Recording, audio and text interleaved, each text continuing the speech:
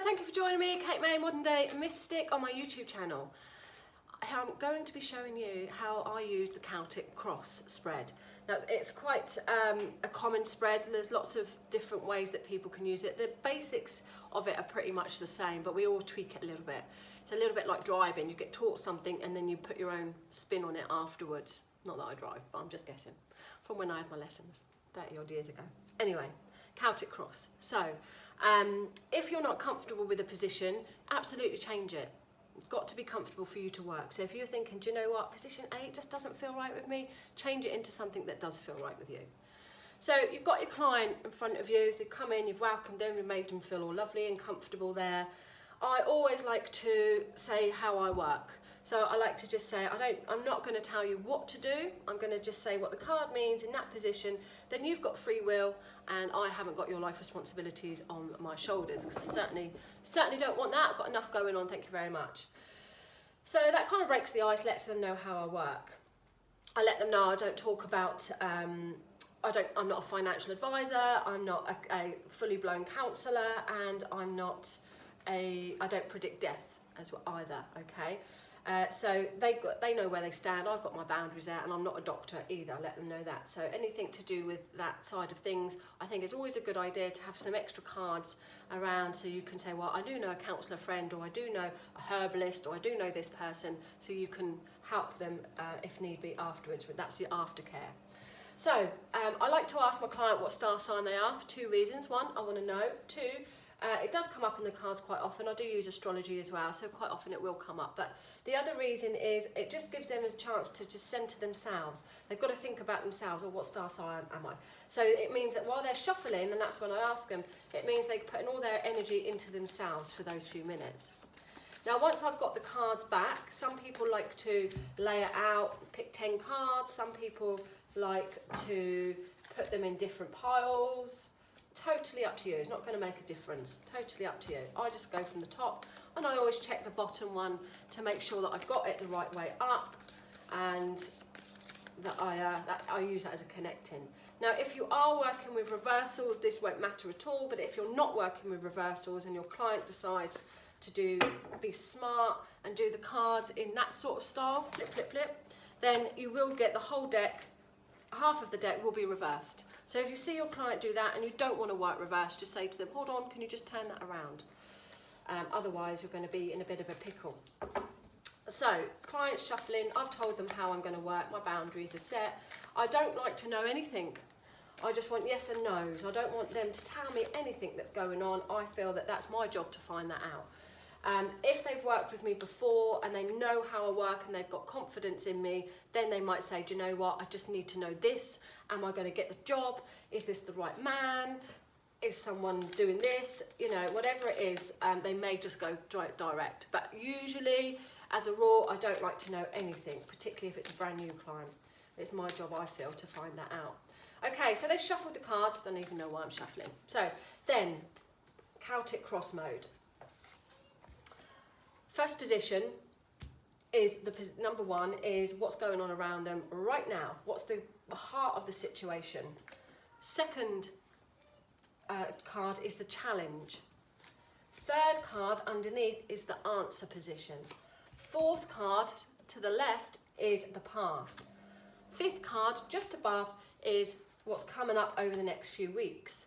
Sixth card, which is coming up over the next few months, but sometimes you will pull that in to a bit sooner, but it can be for the next 6 months. Seventh card, their personal power, who they are, what their personality is. Eighth card, outside influences. Ninth card, what's going on in their mind. May not occur, this is a dreamy card, so it may not even occur whatever's going on in their mind, it's just this is what they're thinking about. 10th card, the outcome. Now, first thing I look at is at how many major cards do I have. So in this particular spread, this mock spread, I've got 1, 2 major cards. 20%, not a big deal here. Important cards though, and they're very, very similar. So I make a note of that in my head. The High Priestess and the Hermit here, two very similar cards. Reflection, meditation, going within. Okay, mental note. I then look at how many suits I've got. So I've got the Pentacles, 2 Pentacles, I've got 3 Cups, 4 Pentacles, sorry, no, 3. 3 Cups, and 1 wands and 1 sword. So I've got a little bit of everything there, so that balances it out. If I didn't have a suit, I would make a note, because it could be maybe there was no cups, so maybe they're not emotional about the reading. Maybe they just want to know work things and there's no emotional attachment to it, or maybe they're burying their emotions and that's an issue. So I make a mental note of what is missing and see if that comes back in later on. So I know I've checked out my major, I've checked out my suits, I look at the numbers. I've got a 2 there, let's get it, I've got a couple of aces, so new beginnings there. Oh, 2 2s, although, yeah, 2 2s, so that will be connect there. That's about it. Got a 10s wrapped up in those. So it's the beginning. There's a few aces here, a few 2s, so we know we're talking about the beginning of something. So I make a note on the numerology side of it there. I then look at the general feel of it.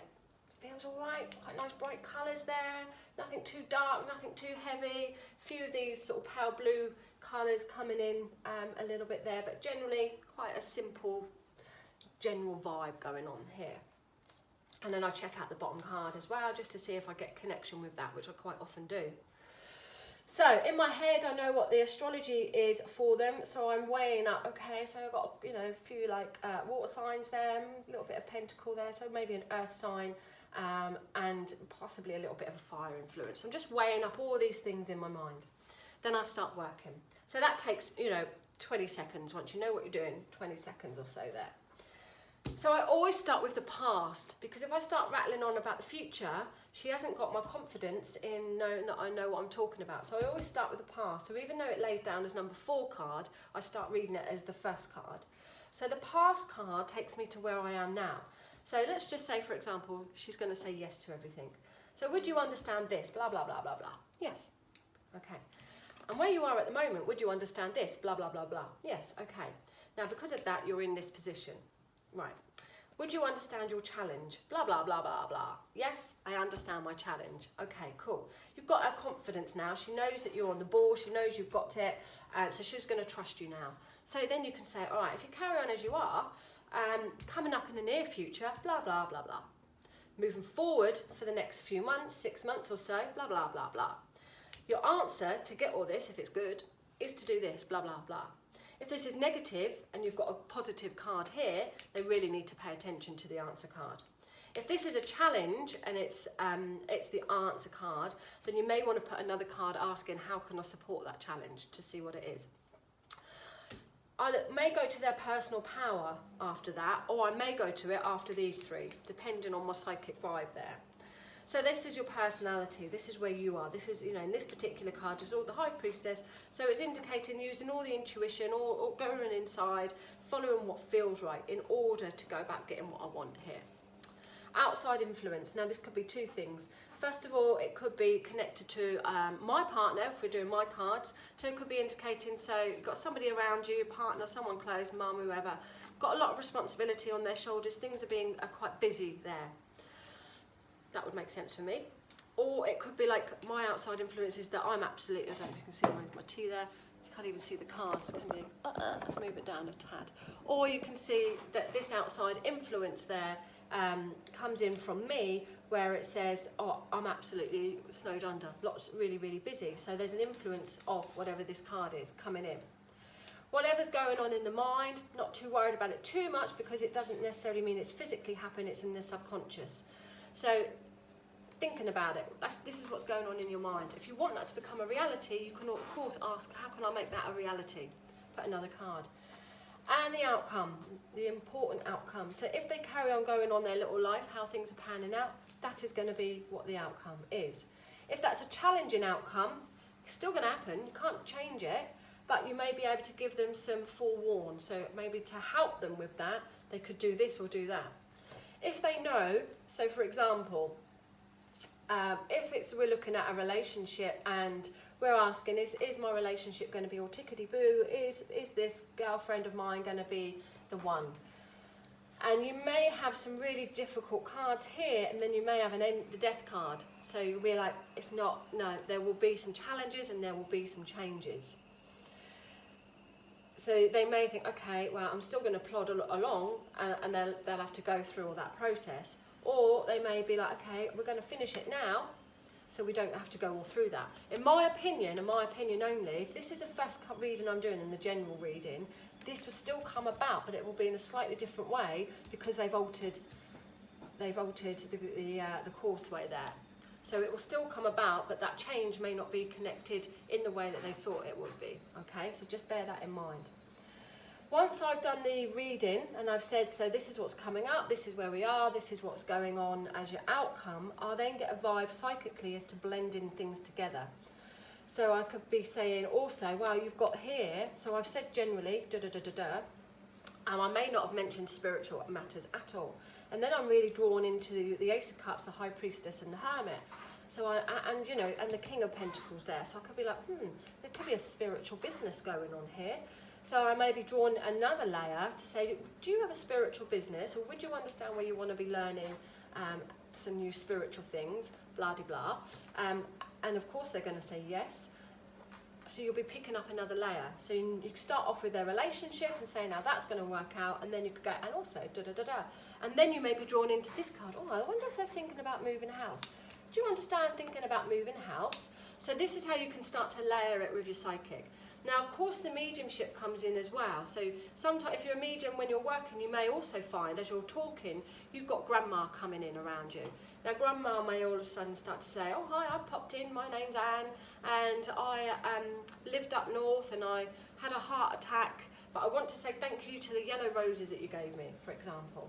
So she may come in and you may be drawn away from the cards to give that mediumistic evidence. Fine, and then you might, this is how I work, you may feel that then you go back in and so you do a bit more psychic work and then you come out again to do the mediumship, and it kind of flows between the two there sometimes.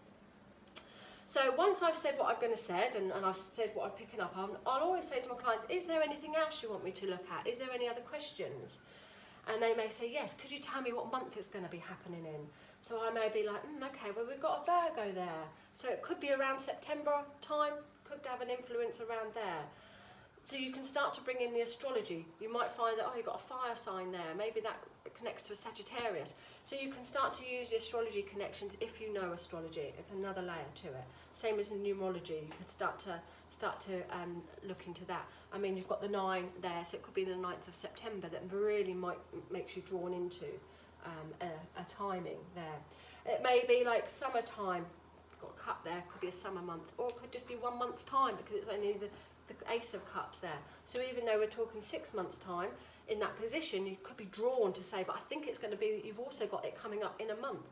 Now sometimes I'll place a card in between, there's quite a lot of gap between the now and the 6 months, so I might place a card in between just to give me a bit more information there.